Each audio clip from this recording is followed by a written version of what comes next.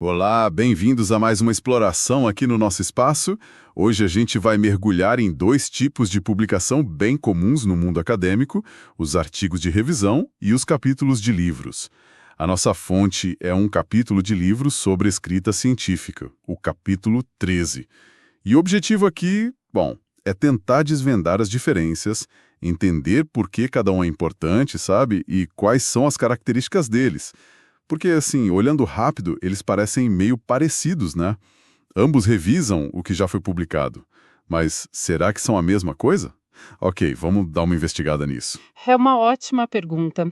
É verdade, assim, superficialmente, eles olham para a literatura que já existe, mas olha, os propósitos, o alcance, o público que eles atingem e até o peso na carreira acadêmica, são bem distintos.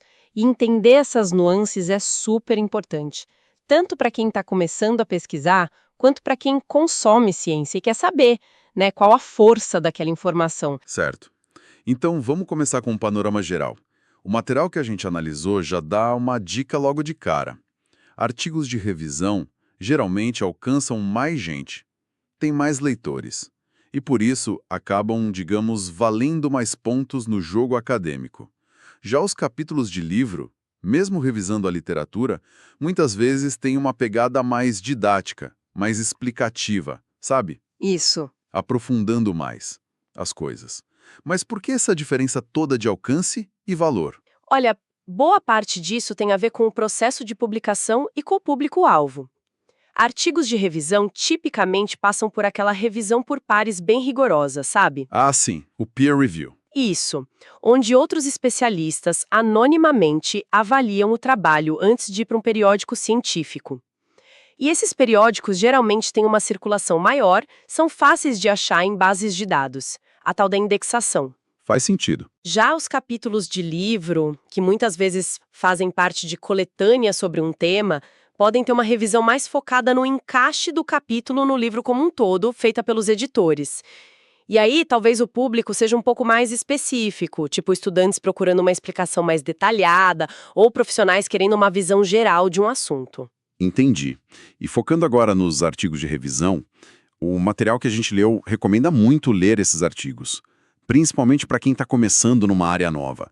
E aqui a coisa fica bem interessante. Por que eles são tão cruciais assim? Porque eles são, assim, como um mapa e uma bússola ao mesmo tempo. Eles te ajudam a entender o que já foi feito, sabe? Ter essa visão panorâmica do campo de pesquisa e, o mais importante, te ajudam a identificar o que ainda não foi respondido, o que é realmente novo. Isso é fundamental para conseguir formular perguntas de pesquisa que sejam relevantes. Uhum. E tem mais, o material até sugere algo bem prático para o pessoal da pós, que é escrever um artigo de revisão, no lugar daquele capítulo mais tradicional de revisão da literatura, na tese ou dissertação. Ah, essa ideia é boa. Qual seria a vantagem disso? Parece interessante. É que, olha, resolve várias coisas de uma tacada só. O estudante precisa mergulhar a fundo no tema para escrever o artigo, então aprende pra caramba. Certo. Ao mesmo tempo, se atualiza sobre os últimos avanços, o que vai ser super útil na hora de discutir os próprios resultados depois. Verdade. E ainda por cima tem a chance de conseguir uma publicação científica relevante e já fica com um capítulo praticamente pronto para a tese. É uma tacada de mestre em termos de eficiência, né? Nossa, faz todo sentido mesmo. Muito prático. Mas assim, o que define um bom artigo de revisão? Não é só sair juntando um monte de informação, né? Definitivamente não. O material até cita uns autores, Ian Bannister, que dizem que um bom artigo de revisão tem que oferecer uma visão geral completa, mas também conectar as fontes de um jeito interessante e chegar a conclusões que provoquem, que façam pensar. E tem exemplo prático disso. Tem sim. O texto dá o exemplo das instruções de uma revista, a Bioresource Technology. Eles pedem foco nos avanços recentes, sabe? Na informação de ponta. Querem uma análise do conhecimento, não só um resumo, um compilado. Pedem também para identificar as lacunas, o que ainda precisa ser pesquisado. E um ponto curioso, eles pedem para dar atenção aos trabalhos importantes que foram publicados na própria revista. Entendi. Então as revistas não querem só um resumão. Elas querem uma contribuição real. uma análise crítica. E essa coisa do recente explica aqueles títulos, né? Avanços recentes em, que a gente vê direto. Exatamente. É por aí. E algumas revistas, tipo aquelas da série Current Opinion In, até incentivam que os autores coloquem suas opiniões, claro, bem fundamentadas, uma visão um pouco mais subjetiva sobre o campo, desde que não seja só para fazer propaganda da própria pesquisa, claro. Isso até levanta uma questão importante sobre o equilíbrio, né? Como resumir o campo de forma objetiva, mas também agregar valor com uma perspectiva crítica ou uma opinião informada. É um desafio. Com certeza.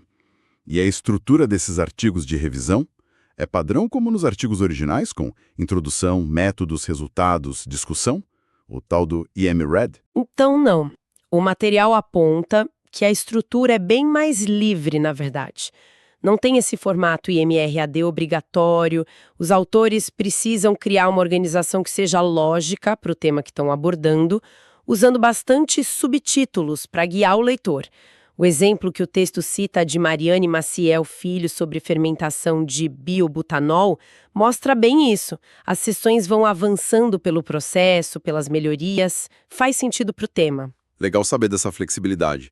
E o material também fala que existem diferentes tipos de artigos de revisão, mesmo que todos partam dessa ideia de analisar criticamente a literatura recente. É como se fossem diferentes estratégias para agregar valor, né? Isso, exatamente. O texto identifica 4 abordagens principais. A gente pode pensar nelas como ferramentas diferentes para explorar o conhecimento que já existe. A primeira é o que chamam de estado da arte. É o tipo mais clássico, eu diria. Faz um levantamento do que tem de mais recente, analisa criticamente as abordagens, vantagens, desvantagens e tenta apontar caminhos para o futuro. É tipo desenhar o mapa atual do território, sabe? E tem exemplo disso também? Tem. O texto cita um trabalho de Kujalska e colaboradores sobre como recuperar produtos da fermentação ABE, acetona, butanol, etanol. E o interessante é como o resumo é estruturado. O material descreve em 3 movimentos, quase uma mini história. Primeiro, diz por que o tema é importante. Butanol como biocombustível, etc. Segundo, define o foco específico da revisão, as técnicas mais recentes de recuperação. E terceiro, entrega o que o leitor vai encontrar, descrição das técnicas, prós, contras, exemplos. É um jeito bem direto e eficaz de mostrar o valor do artigo logo de cara. Entendi. Porque o que e como? Bem direto ao ponto. Qual seria a segunda ferramenta, o segundo tipo de revisão? O segundo tipo é a análise bibliométrica. Aqui a abordagem muda bastante. Em vez de focar no conteúdo dos artigos, a bibliometria usa métodos quantitativos para mapear a produção científica em si. Mapear produção. Como assim quantitativo? Significa analisar dados, números, tipo quem publica mais sobre o tema, em quais países ou instituições a pesquisa é mais forte, quais artigos são os mais citados, como se formam as redes de colaboração entre os pesquisadores, quais são as tendências ao longo do tempo. O material até cita a PSAC para definir isso. Enquanto a revisão narrativa descreve o conhecimento, a bibliometria revela a estrutura social e intelectual por trás daquele campo de pesquisa. Te dá uma visão mais macro, entende? Entendo. Uma visão de cima, dos padrões. E para que serve essa visão macro, na prática? Olha, os objetivos são vários. Serve para identificar para onde a pesquisa está indo, quais são as tendências quentes.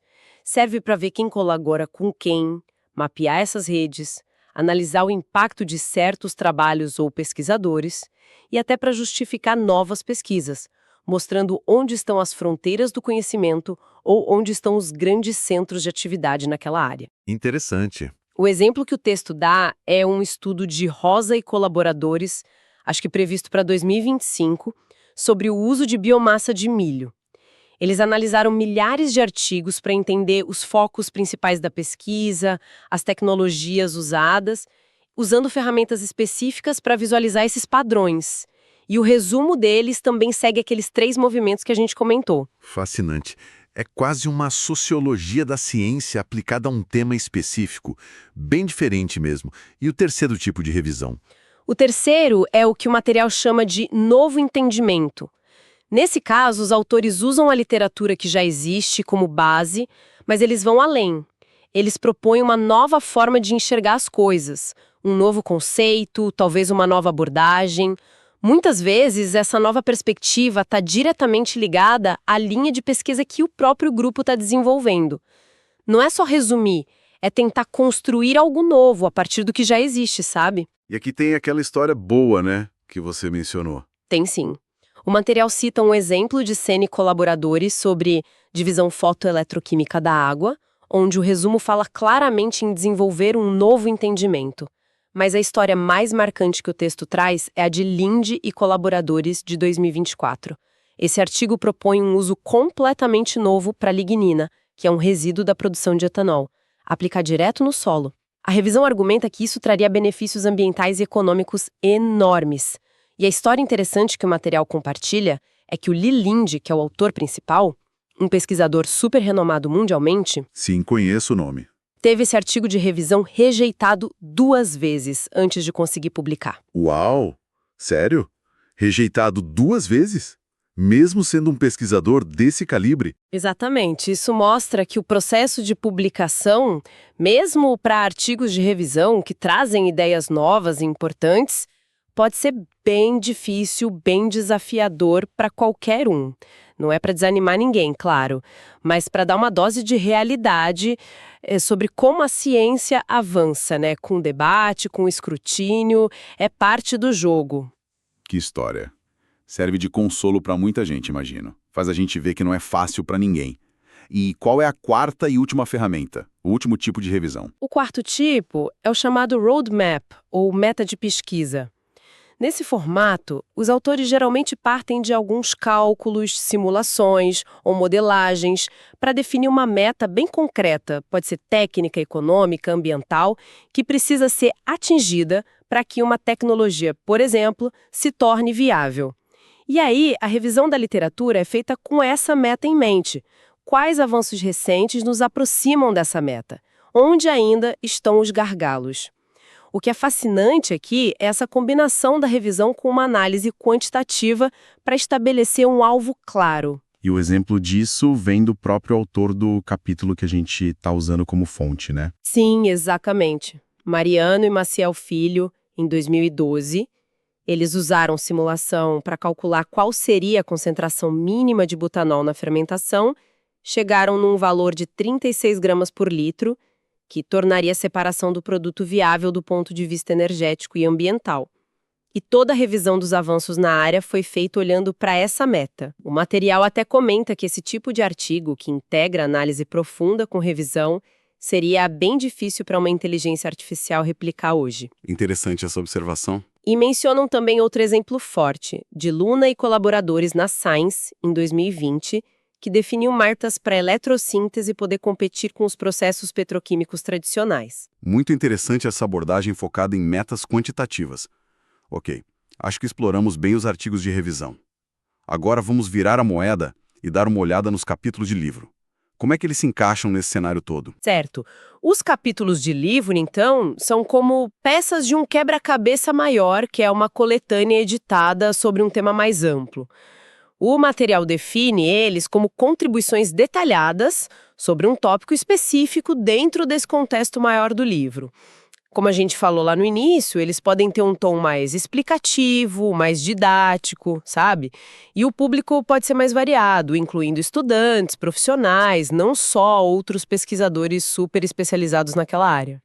E o processo para publicar um capítulo também é diferente, imagino eu. Não deve ser igual a submeter um artigo para a revista. É diferente, sim. Geralmente começa com um convite dos editores do livro, eles que definem o escopo do capítulo e dão um prazo para a escrita. A revisão costuma ser feita pelos próprios editores e pode ser menos focada nos detalhes metodológicos super rigorosos e mais na clareza, na adequação do capítulo ao livro como um todo.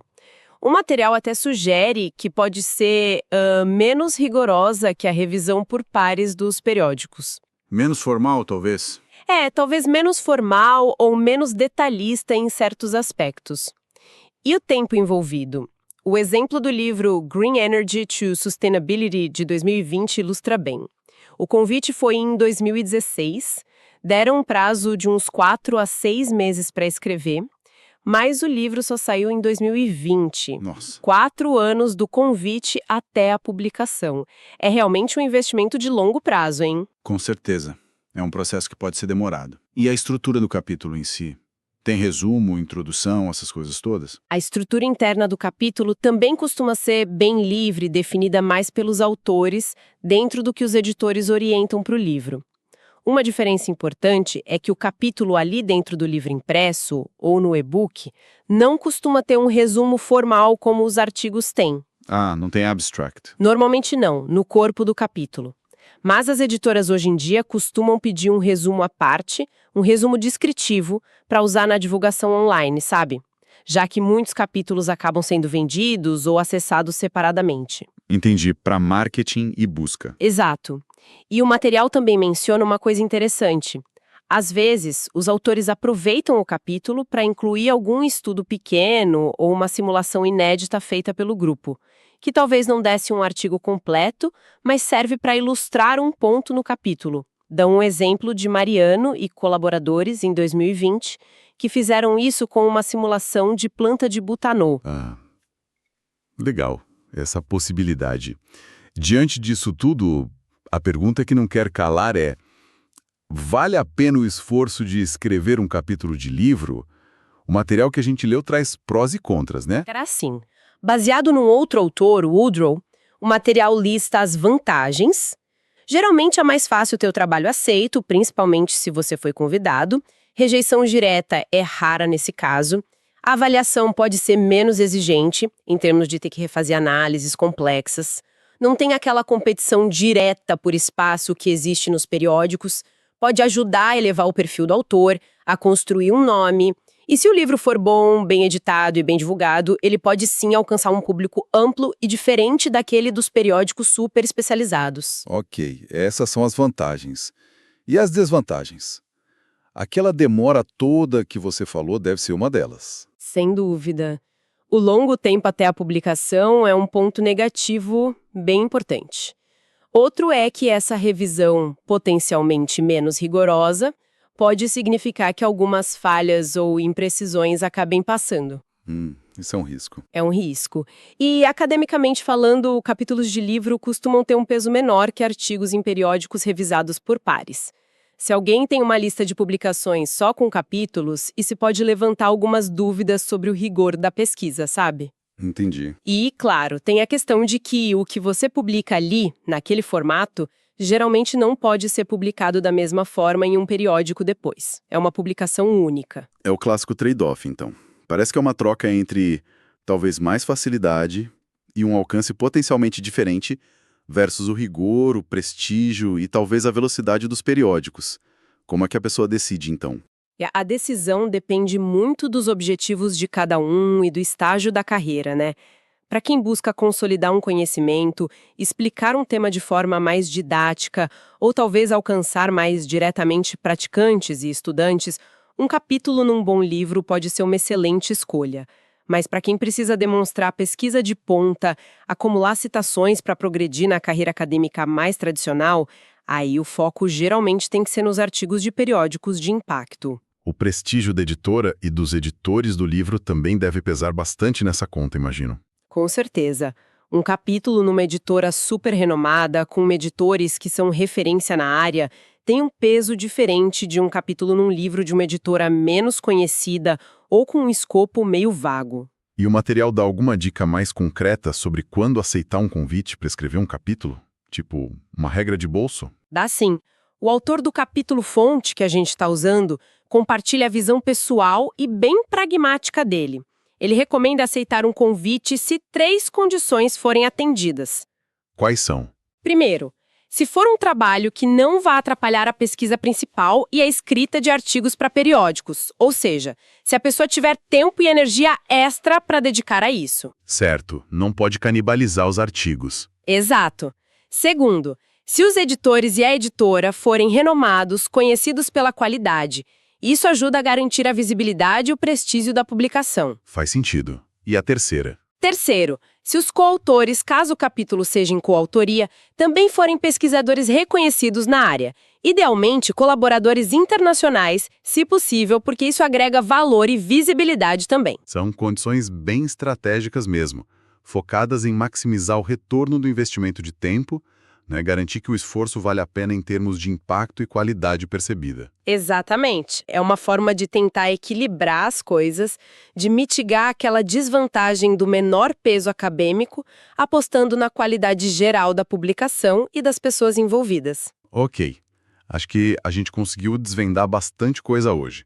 Vimos que artigos de revisão e capítulos de livros são de fato animais diferentes nesse ecossistema acadêmico, têm funções, processos e valores distintos. Exploramos as várias ferramentas que os artigos de revisão podem ser, desde mapear o terreno existente, até contar quem são os exploradores, propor caminhos totalmente novos ou definir metas claras para onde ir. E também ponderamos os prós e contras de investir tempo e esforço em um capítulo de livro. Então, o que tudo isso significa, no fim das contas? Qual o grande aprendizado? Olha, acho que significa que a forma como o conhecimento científico é empacotado e comunicado importa. Importa muito. E talvez a reflexão final que fica disso tudo seja sobre um certo equilíbrio, ou talvez uma tensão, considerando essa variedade de formatos com pesos e alcances diferentes. Como é que a escolha entre publicar, por exemplo, um artigo de revisão super inovador num periódico de altíssimo impacto versus um capítulo de livro super didático numa coletânea de grande prestígio reflete as prioridades e talvez as tensões da própria ciência hoje? Existe essa tensão, né? Entre avançar rapidamente a fronteira do conhecimento com artigos de ponta super especializados e a necessidade de consolidar, explicar e disseminar esse conhecimento de forma mais ampla, um papel que os capítulos talvez possam cumprir melhor. Qual desses equilíbrios ou qual combinação deles serve melhor à ciência e à sociedade a longo prazo? É uma pergunta que fica aí no ar para a gente pensar. Uma ótima provocação para a gente encerrar nossa conversa. A ciência precisa tanto avançar quanto se fazer entender, né? Encontrar esse equilíbrio é o desafio. Agradecemos a quem nos acompanhou nesta exploração do mundo das publicações científicas. Até a próxima.